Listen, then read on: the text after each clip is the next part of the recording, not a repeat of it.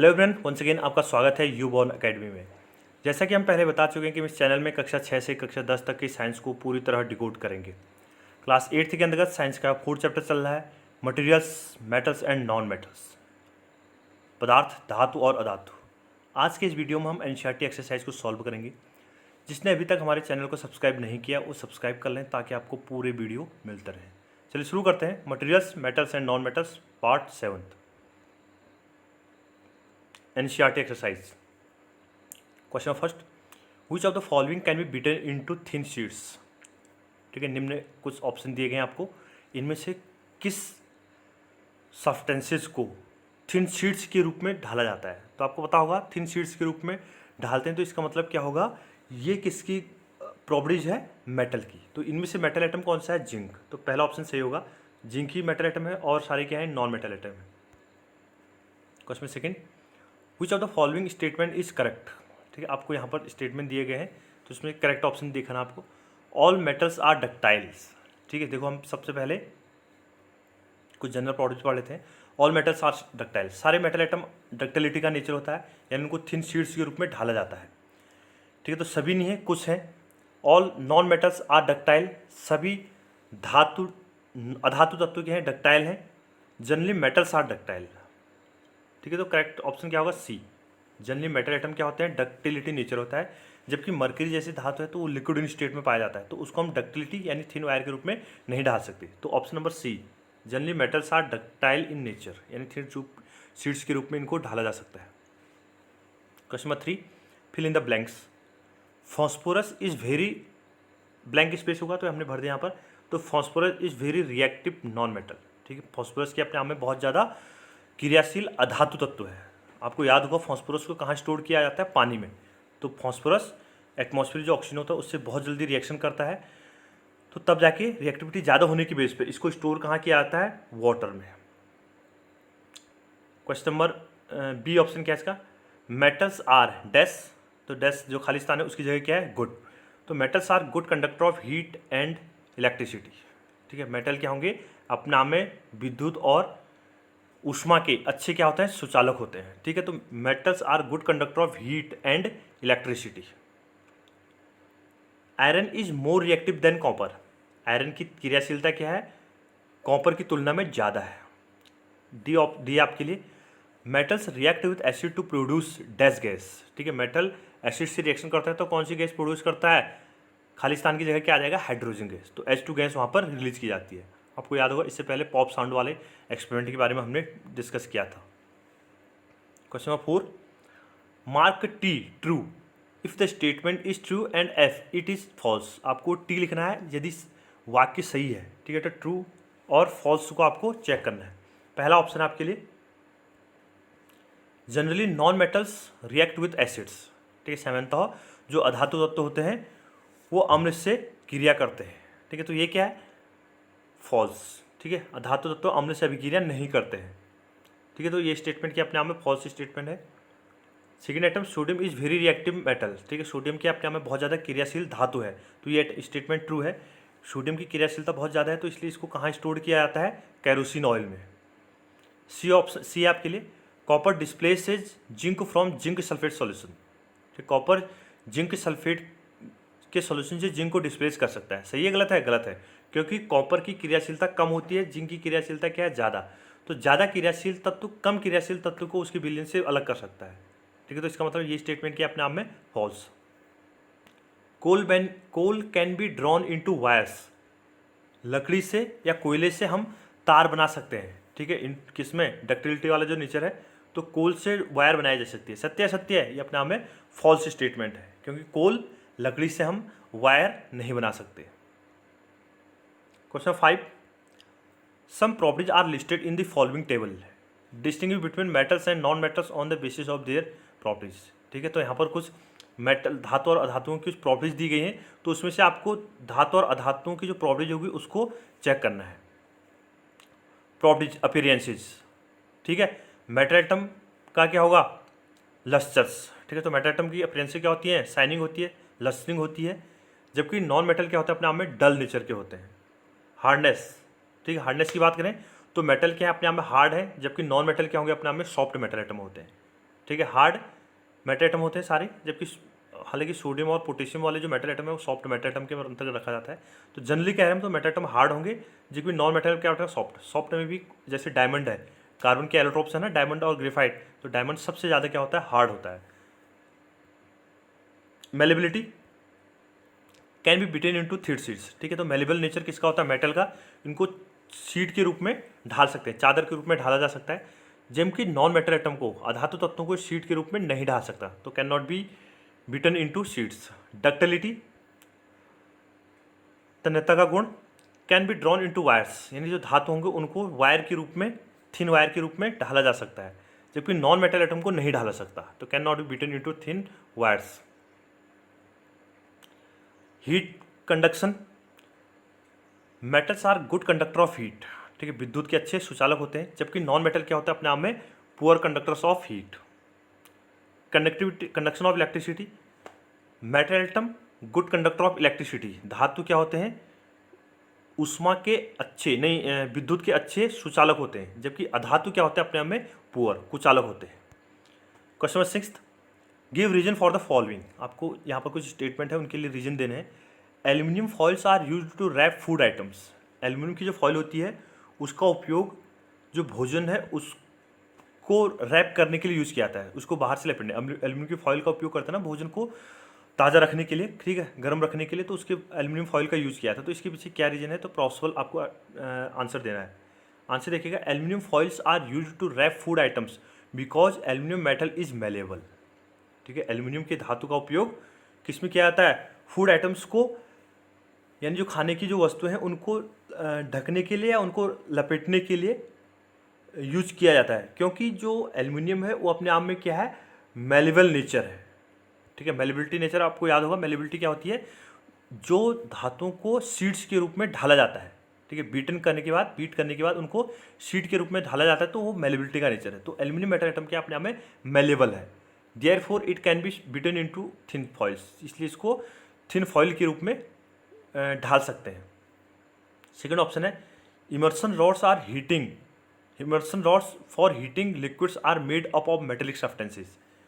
Immersion rod, ठीक है, जिससे आपको पता होगा पानी को गर्म किया जाता है, तो इमर्सन रॉड का उपयोग, इमर्सन रॉड को बनाने के लिए किसका उपयोग करता हम, धात्विक सब्सटेंसेस का यूज़ करते हैं, धात्विक पदार्थ का यूज़ करते हैं, ऐसा क्यों। आंसर देखिएगा, metals are good conductors of heat and electricity, धातु क्या होते हैं ऊष्मा के और विद्युत के अच्छे चालक होते हैं। Therefore immersion rod for heating liquids are made of metallic substances, इसलिए इमर्सन रॉड का उपयोग बनाने के लिए मेटेलिक सब्सटेंसेस धात्विक तत्वों का उपयोग किया जाता है। सी है आपके लिए, copper can not displace zinc from its salt solution, copper can not displace zinc from its salt solution, copper zinc को उसके सॉल्ट सॉल्यूशन यानी जिंक के सल्फेट होगा ZnSO4 होगा तो उसके विलयन से अलग नहीं कर सकता है। तो इसके पीछे क्या करना आपको बताना है। A metal can displace a less reactive metal from its salt in aqua solution, जो मेटल एटम क्या होगा, जिस मेटल एटम की क्रियाशीलता कम होगी उस मेटल एटम को उसके सॉल्यूशन से दूसरा मेटल एटम रिप्लेस कर सकता है या डिस्प्लेस कर सकता है। कॉपर की क्रियाशीलता जिंक से क्या है कम, तो कॉपर जिंक को डिस्प्लेस नहीं कर पाएगा, ठीक है। तो but zinc is more reactive than copper, zinc क्या है कॉपर की तुलना में ज़्यादा रिएक्टिव है। Therefore copper can not displace zinc from its salt solution, इसलिए कॉपर जिंक को उसके सॉल्यूशन से डिस्प्लेस नहीं कर सकता। जैसे क्या करें हम Cu प्लस ZnSO4, क्या रिएक्शन पॉसिबल होगी, तो ये रिएक्शन आगे नहीं बढ़ेगी क्योंकि जिंक की क्रियाशीलता क्या है ज़्यादा है, तो कॉपर में इतनी पावर नहीं है कि वो जिंक को उसके सॉल्यूशन से डिस्प्लेस कर सके। डी है आपके लिए, sodium and potassium are stored in kerosene, sodium और पोटेशियम का उपयोग कैरोसिन में यानी कैरोसिन ऑयल, ठीक है, मिट्टी के तेल का उपयोग सोडियम और पोटेशियम को स्टोर करने के लिए किया जाता है, ऐसा क्यों। आंसर देखिएगा, sodium and potassium are stored in kerosene because they are highly reactive elements, मिट्टी के तेल का उपयोग सोडियम और पोटेशियम को स्टोर करने के लिए किया जाता है क्योंकि ये मेटल एटम यानी सोडियम और पोटेशियम क्या है अपने आप में बहुत ज़्यादा रिएक्टिव एलिमेंट है, क्रियाशीलता इनकी बहुत ज़्यादा है। They can easily catches fire even when in contact with air. ये मेटल एटम यानी सोडियम और पोटेशियम एयर यानी वायु के कांटेक्ट में आने पर इनमें सीधे आग लग जाती है, तो इनकी क्रियाशीलता ज़्यादा है, तो इसमें आग से बचाने के लिए यानी इन पे आग ना लगे तब जाके इनको जो केरोसिन ऑयल में स्टोर किया जाता है। ठीक है, तो अपने आप में रिएक्टिविटी क्या है इनकी बहुत ज़्यादा है। Question number 7, can you store lemon pickle in a aluminium utensil, explain. क्या आप नींबू के अचार को एल्यूमिनियम के बर्तन में स्टोर कर सकते हैं या नहीं कर सकते हैं, आपके लिए क्वेश्चन है। तो आंसर देखिएगा, lemon pickle can not be stored in aluminium utensils because lemon pickle contains acids which can react with aluminium metals liberating hydrogen gas, this can lead to the spoiling of the pickle. ठीक है, हम क्या करते हैं, aluminium के metal atom में नींबू के अचार को एल्यूमिनियम के कंटेनर जो होंगे, एल्यूमिनियम के जो स्टेंसिल्स हैं, एल्यूमिनियम के जो बर्तन हैं, उनमें नींबू के अचार को स्टोर नहीं किया जा सकता, क्योंकि एल्यूमिनियम मेटल एटम है और नींबू के जो अचार है उसमें अम्ल होता है, तो अम्ल से अभिक्रिया करने के बाद हाइड्रोजन गैस को निकाल सकता है। ठीक है, लेमन से एल्यूमिनियम रिएक्ट करेगा तो उसमें हाइड्रोजन गैस रिलीज की जाएगी, जिससे आपका जो पिकल है, अचार है, वो खराब हो सकता है। ठीक है, तो स्पॉइलेज, बर्तन भी खराब होगा और अचार भी खराब हो जाएगा, तो तब जाके हम नींबू के अचार को एल्यूमिनियम के बर्तन में स्टोर नहीं करते हैं।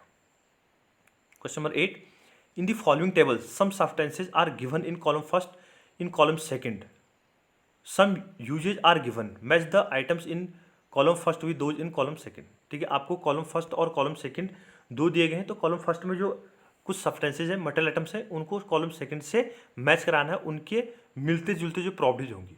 गोल्ड, तो गोल्ड इसमें से आपको मैच करना है, तो गोल्ड की ज्वेलरी बनती है। ठीक है, तो गोल्ड का करेक्ट ऑप्शन क्या होगा, डी। ठीक है, तो गोल्ड किसके काम आता है, ज्वेलरी बनाने के काम आता है। आयरन, आयरन का उपयोग कहाँ किया जाएगा, मशीनरी में। ठीक है, तो आयरन का करेक्ट ऑप्शन क्या हो जाएगा, मशीनरी। ठीक है, आयरन के टूल्स बनते हैं ना, मशीन बनती है बड़ी बड़ी, तो मशीनों में बनाने में, इंडस्ट्री में इसका उपयोग किया जाता है। एल्यूमिनियम, एल्यूमिनियम का उपयोग कहाँ किया जाएगा, इसमें से देखिए क्या होगा ऑप्शन है, रैपिंग फूड। ठीक है, तो एल्यूमिनियम की जो फॉइल होगी उसका उपयोग भोजन को स्टोर करने के लिए, या भोजन जो हम रोटी है या सब्जी है तो उसके बाहर से एल्यूमिनियम फॉइल का उपयोग किया जाता है।